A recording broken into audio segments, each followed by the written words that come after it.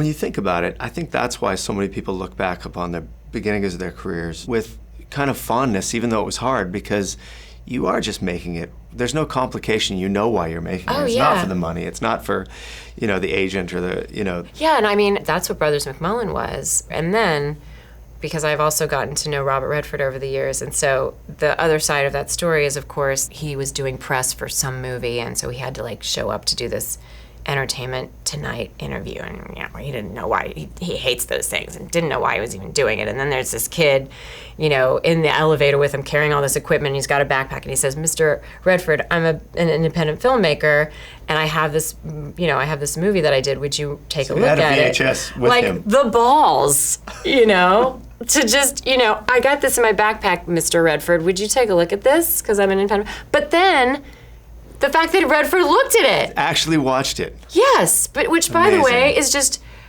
the beauty of all of it to me, because, the beauty of what it is as a young filmmaker and a young artist to do anything to get your art out there. And then somebody like Robert Redford, because, his passion for that, what has become an incredible program at Sundance, but to me, that is such a perfect example that he took this kid's movie and went and watched it.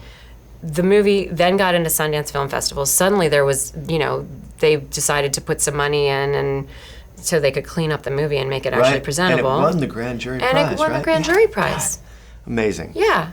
So. And your career sort of started in that little backpack being given to Robert. Oh, yeah. Incredible. And I'll never forget when Eddie told me that he had given the movie to Robert Redford. I actually burst into tears because I was so mortified that Robert Redford was going to see what I'm sure was terrible. I've always been so incredibly self-deprecating. I was like, oh my gosh, I'm terrible. I'm going to be horrible in it. I can't believe Robert. Really? Yeah. That's funny to me. Horrified. Horrified. So you thought it would make your career worse for him to see it? Yeah, my career, but I know, there's no logic. Just so we're understanding, no logic to the thinking.